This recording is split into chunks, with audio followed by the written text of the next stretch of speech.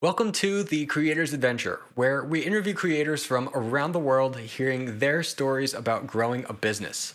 Fabi Paolini made over $2 million in part by being clear in her messaging.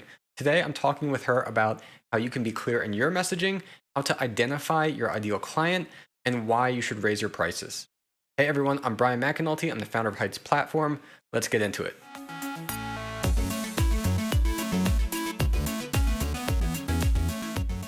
Hey everyone, we're here today with Fabi Paolini, a brand strategist, online business coach, and premium brand designer, helping coaches and experts position themselves as authorities online by upgrading their marketing through magnetic messaging that attracts weekly high-ticket sales. Fabi is originally from Venezuela and has arrived in the US in 2015, where she built her business and generated over $2 million over the past 4 years. Fabi, welcome to the show.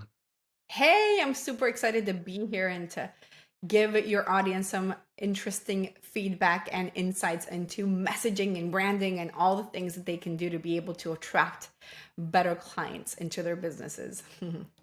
Awesome. Yeah, I'm excited to have you here. So, my first question for you is, what would you say is the biggest thing that either you did or you are doing that has helped you achieve the freedom to do the things you enjoy?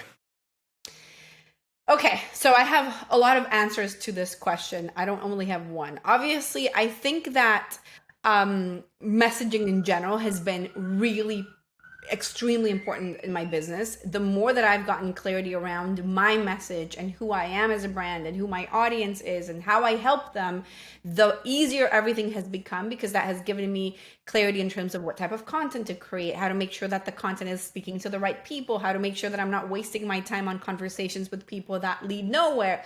So on like that external piece, it's going to be the messaging, but then internally it's always going to be mindset. So I can't just answer messaging, because I have to say the daily mindset work and keeping my brain safe at all costs is really, really important to getting to build the success I've built as well. So, what's an example then of like keeping your brain safe? Well, so I've really realized that a lot of people do mindset work when things aren't going well. And they're like, okay, let me do journaling, let me do visioning or meditation or whatever. Like, let me do the work when things aren't well. And what I realized is that when that work needs to be done the most is when you're actually feeling well, like when you're feeling good, because what you want to do is really build more of that momentum. So now when I feel good, I'm like, oh, I feel good. Let me run and do meditation, or in my case, I try to work out almost every day, not because I'm trying to get a six pack, which would also be nice, but really because I really feel like that movement helps me release any negative energy that's in my brain or any negative thoughts or whatever that is. But basically, when I feel good is when I really double down on the mindset work to really make sure that I'm amplifying that and building more positive momentum. Obviously, when I feel bad, I try to do other things as well, but that's kind of what I focus on, just as much mindset stuff as I can. Yeah, that's great. Yeah, I found myself that the times when I'm super busy and I would feel that, oh, I probably don't have time to go exercise or something right now. I try to anyway, because I think that it helps. And even if I'm tired or working a lot, it actually helps give me more energy and work out all that stuff. So yeah, Yeah, I agree with that. absolutely. And the point I would say, like for me, I agree with that because I think it's good to build the habit of doing it as well. So that way, because some people Yeah, would say, like you give the example to say, well, people may decide, well, now I'm going to try that things aren't going well. But some people will just not try it at all because they say, that's well, true. things aren't going well. I don't have time for that. Um, Exactly. and so that Well, helps you build the habit with it too. yeah, I really think that there's nothing more, like there's not a bigger bottleneck, let's say it like that, in your business than your brain. Mm. So for me, it's like, what do I do to make sure that my brain is feeling awesome? And really working out has been very helpful in that. And again, I'm not like a I don't know, like a gym going person, like somebody who usually loves going to the gym, but I really feel it's like a pill I'm taking each day. to keep my brain feeling good. So I'm like, I'm working. I'm like, "Ugh, I really don't want to go. It's raining today, but my brain really needs to have this. And I usually end up, just feeling better. So Yeah, definitely. So you came to the US in 2015 and you started your own business. Can you share a little bit about the story of how you got started? Yeah, so I actually studied university here in Miami, but when I graduated, I went back to Venezuela, and because that's where I'm originally from, and I literally had built a business that was entirely word of mouth business, like all referral based, all very, very local. And what happened is that I used to work with a lot of musicians at the time because my husband is a songwriter, and obviously he would bring me a lot of clients, and I would do all their branding and design stuff and all of like the great music CD covers when they still existed. Well, now they're still digital, I guess, right? Anyways, so 2015, we come to the US for like, my husband had a few work things, and I was pregnant with my first daughter, and I was like, okay, we're going to be here for a couple of months and then we're going to go back. But once my daughter was born at the end of 2015, it was just really difficult for us to go back. Our country was at the time literally falling apart. Politically, a lot of things were happening. And we made a decision in about April of 2016 of staying in the US. And it was like the scariest decision in the world to make. And it was like, okay, well, now what do I do to get clients? Because all the musician clients that I knew, number one, were back in Venezuela, could not pay me in dollars. And number two, one of the biggest things that was impacted during that political crisis that was going on in that moment in Venezuela was the entertainment industry. And therefore, my husband and all of the other singers and songwriters or whatever were like, and my husband, his career was made out like he was doing a lot of concerts and shows, which obviously when a country is in crisis, nobody's going to go to a concert or a show. So all of that got put in pause. And I felt like the spotlight had been placed on me. And I was like, okay, I need to get clients. I need to figure out what to do now to get clients in the US. So I got super active, invested a ton of money, did all of the marketing programs you could possibly imagine. The one that you're thinking about, I probably did it. I did a lot, and I implemented, I took a lot of action. And little by little, I kind of started shifting from being a generalist of being like, okay, I'm a graphic designer. I do branding. I do messaging for anybody. If you had a restaurant, done. Like if you had a store, okay. If you were a coach, okay. So I would take on any single client in the beginning. And little by little, as I got better at what I did and as I understood who my ideal audience was, I became much more of a specialist. And now I focus on working with coaches, consultants, and experts mainly, and service providers basically. But, that was kind of basically the story of me really trying to figure out, okay, how do I get clients, and investing in doing everything possible to make that happen. That's like the summarized version. Yeah. That's great. Yeah. I would say like whether somebody is doing it because of a crisis or something, or just because you're kind of uncertain, and like you're trying to start a business. So many people say, well, you have to be a specialist. You have to specialize in something. But I think that it's really helpful actually to start as a generalist. Because it kind of, first of all, you can try a bunch of things, but then it also helps you discover for yourself, well, who do I enjoy working with? Who is my ideal customer? And I can relate to that in my own way that our business started as a web design company, web design, graphic design, that kind of thing. And so similar to yours in a way. And we originally said, well, we're going to be like multimedia design. We're going to do everything. So we're going to do websites, print, video, music, everything.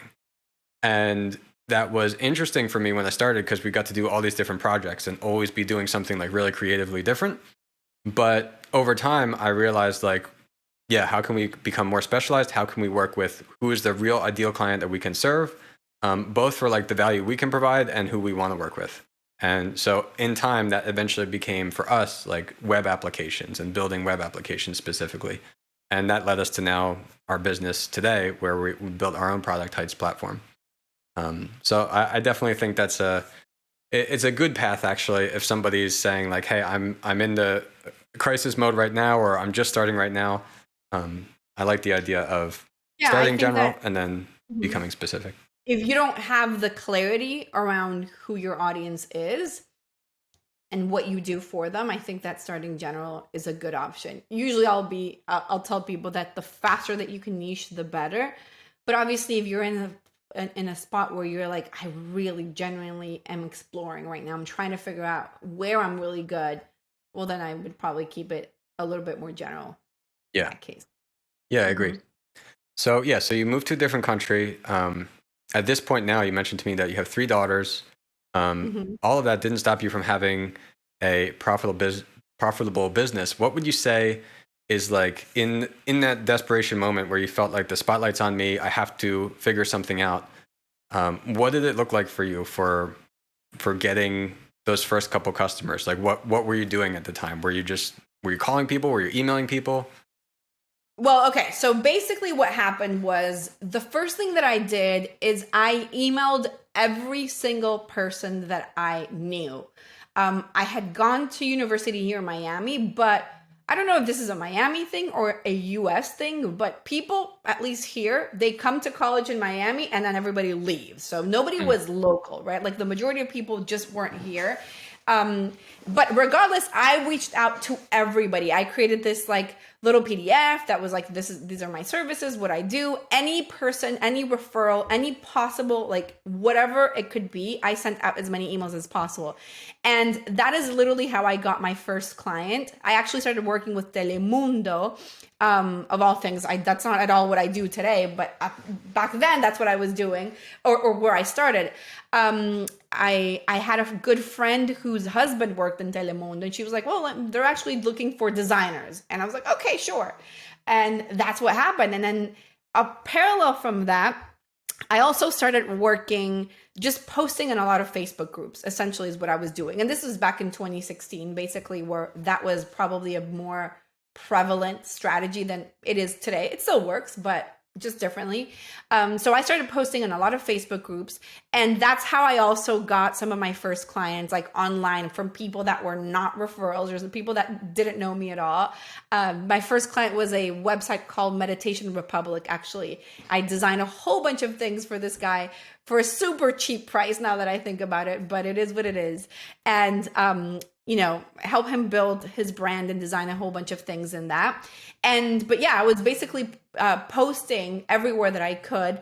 And then what happened is I started investing, right? So I was like, okay, I need help. I need to make sure that I'm charging a higher price point because I was charging extremely low at the time. I was like, okay, I need somebody to help me figure out how to get the high paying clients.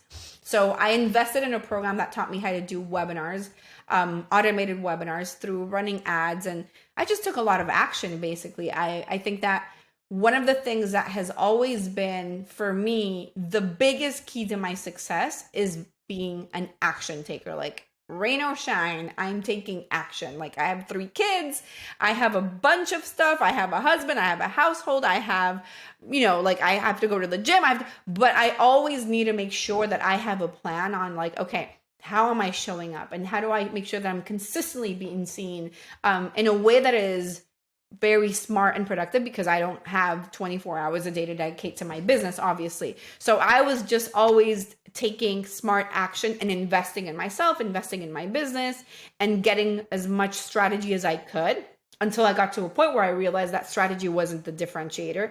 It was the messaging piece that was, if that makes sense. cool. Yeah, definitely. Yeah, I want to talk about messaging now. So, um, we mentioned briefly before too, like the clarity in the messaging is super important. Mhm. And I could give the example, even just this past week, I was thinking about personally for our business, like how much of a challenge that still is, because we're at the point now that our software product, Heights platform, it's so complex that Yeah. there's so many things that somebody could misunderstand of what it does because it's a course software. And now we just released this web page builder feature. So now you can build your whole website on it too. And it does all these different things. And it's difficult to convey all that very carefully. So it's a challenge every business faces. But across like your current and your past clients, what would you say that is like the biggest challenge related to messaging that brands face? Okay, so I think that there's a few different things, but the main thing is kind of comes back to what you were saying right now, not really understanding what it is that you do for your clients. So most of the people, they are like, well, I'm a health coach. I am a business coach. I am a whatever, right? And that's kind of you talking about your title or your name, but not really going deep into, okay, but what's the outcome of that? What is the actual result? And more importantly than that, what is the problem that you're solving for your client? Because I feel like that is usually the place where people get stuck. They think that they know, but it's too vague. It's too like, well, I help you reach your potential. Well, what does that mean? What is potential? How do you turn it into something? It doesn't, I know that a lot of people talk about like, you want to make sure that you have a very specific and tangible result. It doesn't have to be, it's not that it has to be tangible in the sense of like, well, I help you grow from 1 to 2, or, like, or I help you land a promotion that gets you X amount of money. I think it's not necessarily about that, but about making sure that you're giving people specific examples of what they're going to be doing as a result of the work that you do. And I know that that sounded almost like the same thing, but I mean like really making it highly grounded to them so that they can read what you're saying or hear what you're saying and be like, oh, okay. So what you're saying is that through this platform, I have an all-in-one solution, a place where I don't have to go into 25 different places to kind of get these things done. I have one place where I go. I can manage my clients. I can manage like my marketing. I can do all these different things, and I don't have to go crazy. Okay, like how do you give me examples that your ideal audience can hear and say, okay, that's something that relates to me, that they can hear it or read it and say, I get that. That's like you're speaking my language. So I think that that's probably one of the most common mistakes that people make, is that they don't really know what the problem that their audience is experiencing is. And more than that, they don't know what their solution, like what it is that they do for them. It's too vague. Does that make sense? Yeah, definitely. Yeah. Well, one of the things we tell everybody is before you build your online course, the first thing you got to do is figure out what's the result that you want to provide. Yeah. And I like the example you're giving, though, that it doesn't have to be 100% tangible necessarily. It just has to speak to them. And exactly. because if you say like, oh, I'm a health coach or whatever, well, everybody wants to be healthy, but you can't just say, well, okay, great, then that's good, it means it works. No, you have to be speaking to that person, like, why would somebody working with you specifically, what do they want to get from it? And so if you can say something that connects them to that's really what's going to make the difference. So what are some other tips you would share maybe for coaches, course creators, of how they can get better in their messaging? Okay, so one of my favorite tips that I give people is around how you speak to your audience, because what I see most people doing is something that I call being the Ursula, where you're speaking to the poor, unfortunate soul. So basically what's happened is that most of the online marketing space, coaching space, is teaching you to speak to the pain, speak to the problem, go dig deep into the problem that your audience has, tell them how horrible everything in their life is and how you can help them solve the problem. You can come in and save them from their horrible situation. And what I find is that when you center your communication so much around pain and problems, you end up attracting that, like you becoming that Ursula, right? You end up attracting people that are so stuck in their problem, they won't be able to afford to pay you whatever you're charging them. So instead, what you want to do is really lead with desire. Okay, yes, there's this problem, but what is the vision that your audience has? What is the big picture dream that they have? What do they actually want? And use that more as the thing that drives your message. Now, again, that doesn't mean that you're not talking to problems, because obviously people will move more when they're going away from problems, but we want to also paint the picture of where they're going towards, if that makes sense. So it's not just pain, it's also what's the desire? What's the vision? What do they want out of this? What I find is that the more that I've done that, the more that I've been able to attract people that are like, yeah, let's go. Right. And I think about myself as a client for other coaches.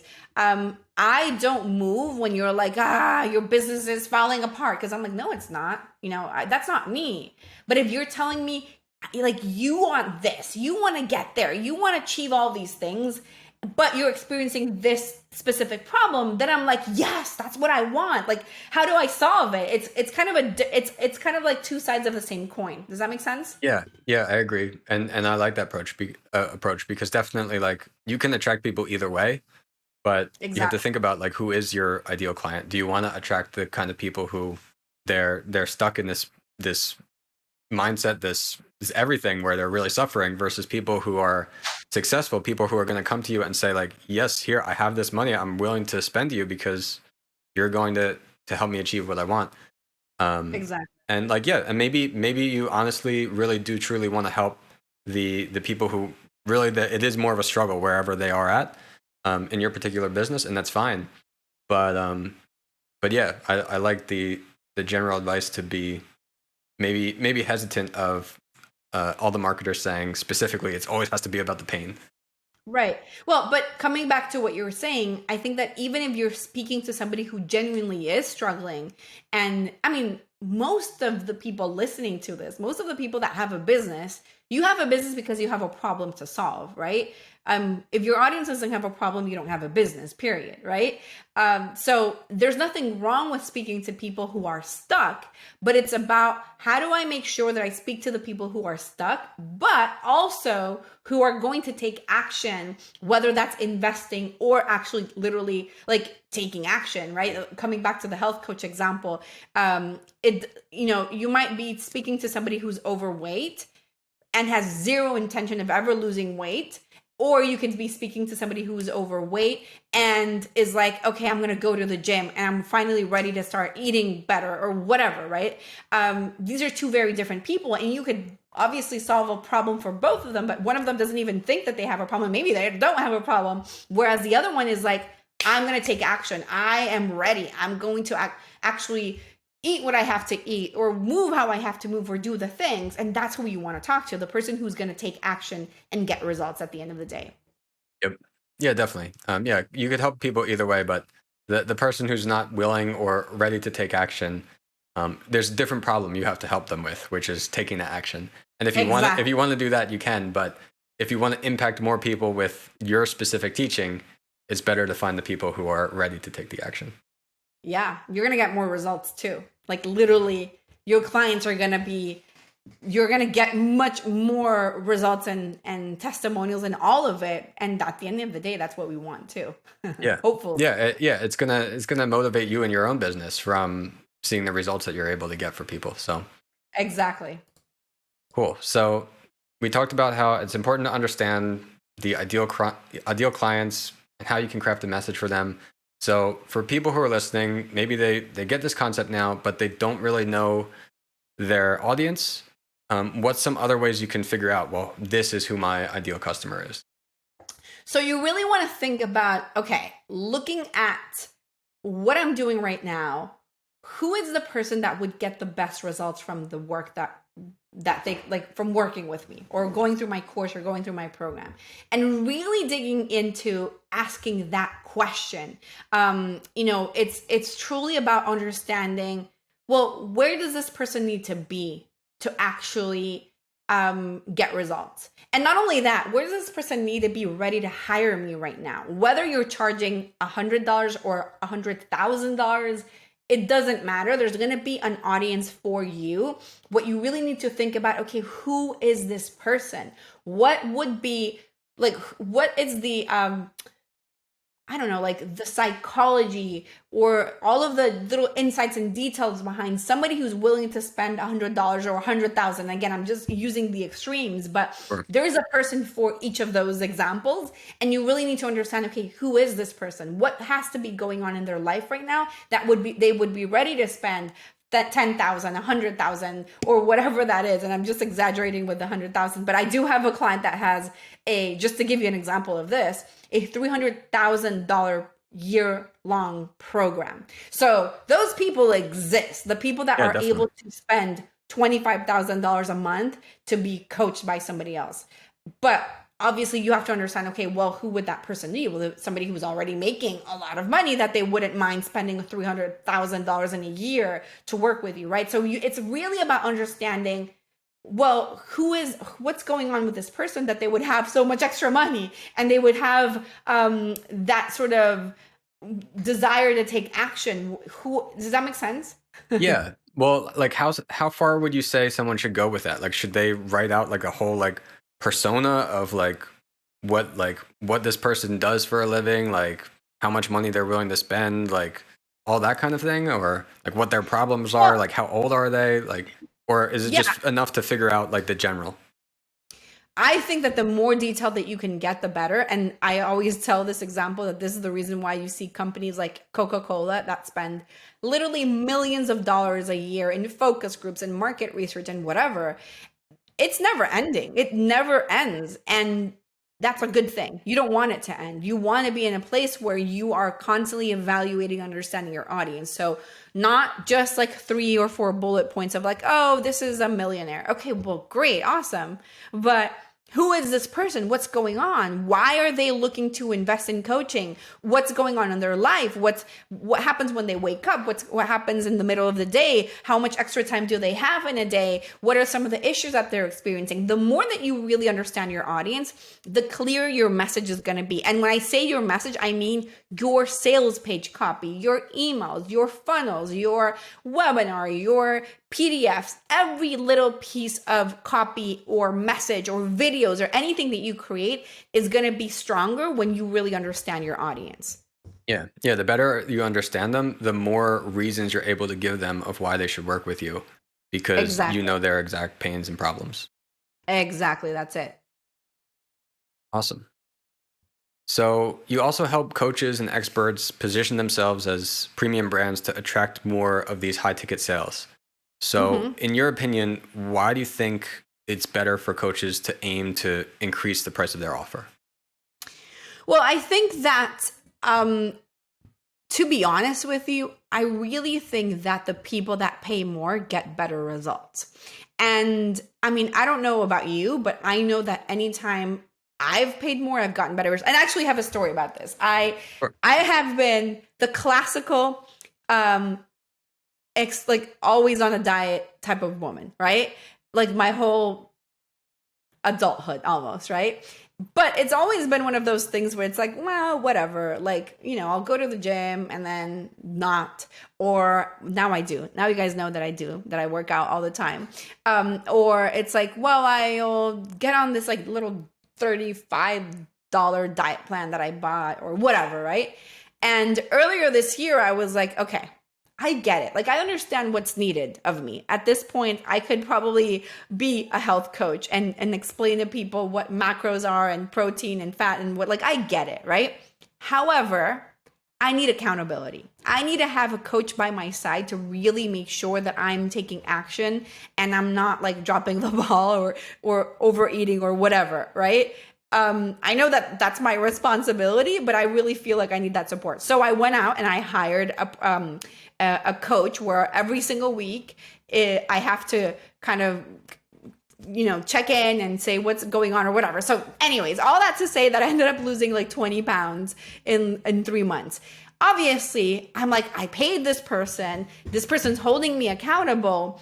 I need to make sure that I'm showing up and I'm doing the work. It's such a massive difference. And this is like a very silly personal example, but I have experienced this as well over the years as I have increased the price of working with me because it's like an upward cycle, right? Like I'm like, okay, let me raise my prices. I get my clients come in, they get better results, which means that I'm kind of justifying even more raising my prices. So I raise them more, and then it's like this again upward cycle of getting better and better and better clients and better people getting better results.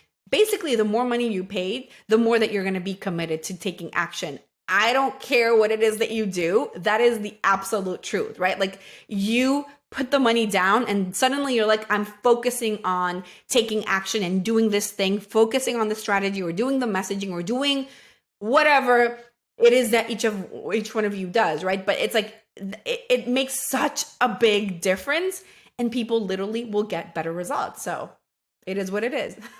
Yeah, no, I can attest to that, and I think it's definitely a truth. And I spend a lot of time talking with people who are pretty early on in their journey, And I would say like the way that you figure out, because I don't know, if you're listening to this and you say like, okay, well that just, I don't know if you would say it sounds easy or hard, that like just raise my prices. I don't know if I can just do that, but the way that I think it can make sense to you, if you are someone listening to this who's more earlier in their journey, is once you do that project for that client, that customer, if you have this feeling that like, wow, I should be charging more for this, that's kind of how you know, Yeah. and you can raise your price from there, and then usually you can continue because you're going to continue to get better at what it is that you do. And in general, yeah, like people will actually take action better when they're They investing will. in something. And so like in our example, like in our business in particular, like our primary product is our online course software. And that's what we want it to remain. But our kind of goal and value as a company is any like education that we provide, we want it to either be free or as affordable as possible for people. Because Mm-hmm. our goal is the online course software. That's the main product. Right. And if we can train you and help people become better, then they'll use our product longer. And so Mm-hmm. that's kind of our incentive too, to offer training, offer podcasts like this for free. But there's certain things I feel like we have to charge for, because if we made it completely free, then people wouldn't really get the value out of it, because they'd say, oh, it's a free thing, I'm going to ignore it. But if we charge for it, even a little bit, then somebody says like, okay, well, I've invested in this. Now I have to get the value from it because I'm paid for Right. it. And in that case, like sometimes though, a little bit even isn't enough. So in our case, we have to find what is the right balance of not being too much. But if you charge somebody to say, oh, I'll give you this thing for $30 or whatever, depending on your audience, still they may buy the $30 thing and never ever look at it even. That's And true really too. Yeah. in your business, probably you want them to look at it. It's not just about the money, because you want them to get to that next step and work with you and buy the more expensive thing later on. Well, I just feel like it's about staying, for me, it's not necessarily about getting them always to buy the next thing. I just really want people to get results. Yeah. And I know that in consuming the content and taking action and following the things that I walk you through, you're going to get results. But if I give it to you for free, you're not going to look at it. And listen, I can tell you, like over the years, I've given my program away for free a few times for people, like my group coaching program. Like whether it's been as a scholarship opportunity or whatever. Very rarely do the people that I give the program away for free get great results, because it's not the same, and it's the same brand. I have clients who have done amazing things. I have a couple of clients that are generating more than $100,000 per month in their business, and getting the same knowledge as the person who I gave the program away for free, and they're not getting the same results. It's just not the same. The psychology when you are investing and when Yep. you're investing more is really powerful. And if you're in the place where you're starting out and you're like, I don't know, listen to your gut. Like you don't have to go in and charge high ticket from day one if you feel like that's not where you're at, especially depending on the service that you're selling or the course that you're selling. But doing it little by little and normalizing the numbers, you'll see that there's a spot for anything and everything. Like there's a market for basically almost everything. I mean, there's little exceptions, obviously, but for the most part, with a globalized world, you're going to have clients for anything that you need, basically, or anything that you can sell. Yeah, definitely. And I think a lot of beginners and as coaches or course creators really tend to doubt themselves too when it comes to pricing, and they think, oh well, I'm not sure, maybe I shouldn't charge enough, or maybe I should charge $100 instead of $1,000. And really, like the value is there, and the customers are out there who would pay it too. Yeah. It's more of just a self-doubt issue, and even like, but like what I would suggest is like to prove it to yourself and try both options and see what works for you. Because yeah, as you said, like the people are out there for whatever your niche or audience is. That's what messaging is for. When you are clear about who you are and why you understand who your ideal audience is, and you understand the outcome that you deliver, you can charge whatever you want as long as you're good at communicating that effectively. Obviously, I do think that there needs to be a really good match between all of the different pieces, meaning, okay, I have a good message, you want to make sure that your brand looks the part. If you're coming on and saying, well, I'm going to start charging $3,000, $5,000, $10,000 for my program, and you have a really crappy looking brand, like website that looks like it was done by your cousin, or you bought a template from GoDaddy or whatever that is, right? It's going to make an impact in like, okay, you're telling me that you're a premium coach or you have a premium program, and yet everything looks pretty meh. That's not going to be helpful.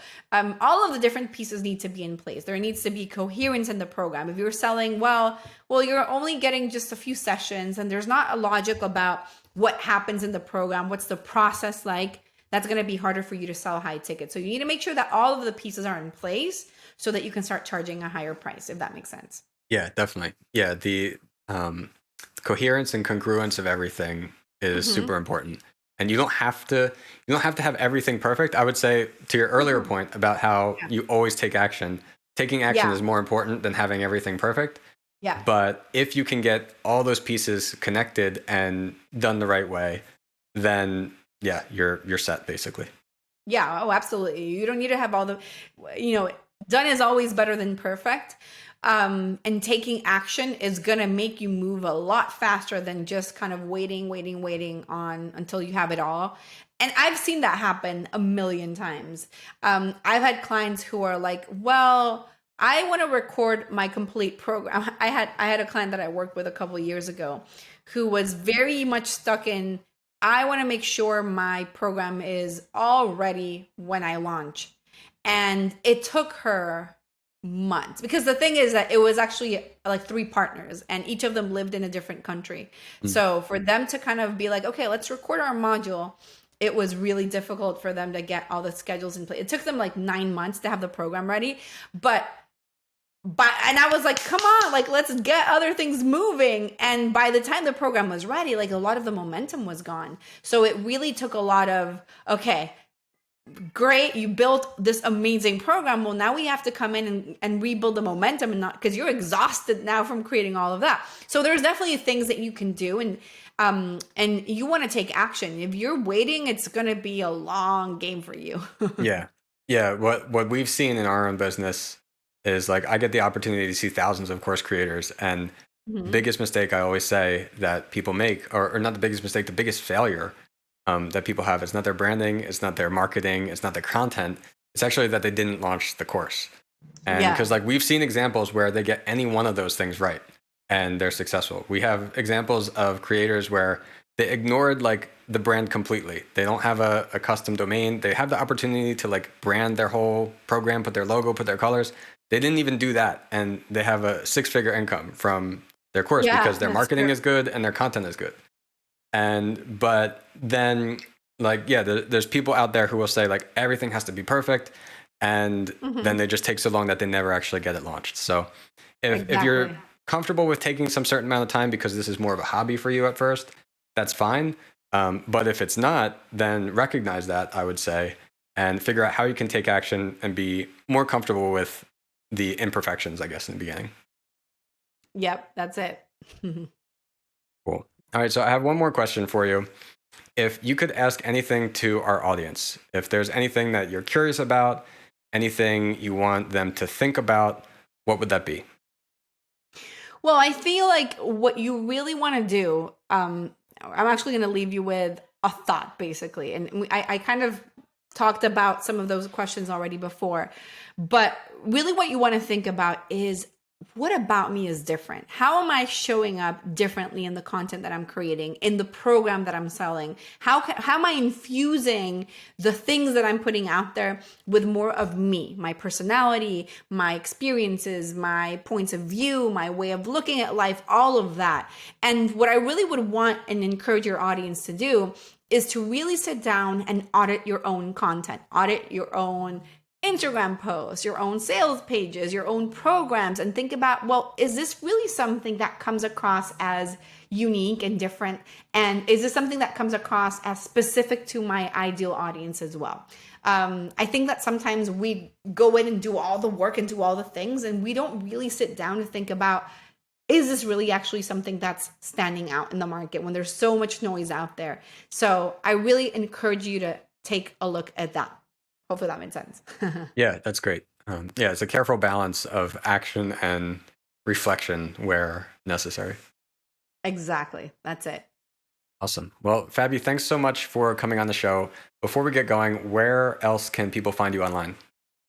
Yes, you can find me as Fabi Paolini everywhere. I'm sure that they can see the show notes to see how they spell Fabi Paolini. And I have a really great guide for you guys. It's 5 strategies to attract more high quality, ready to invest premium clients into your business. You can find that at fabipaolini.com/leads because it's all about getting high quality leads. Yeah, it's a really great guide. I go very specific, showing you examples of little things that you can do to really be able to attract those people into your business. And that's it. All right, awesome. Thank you. Thank you so much.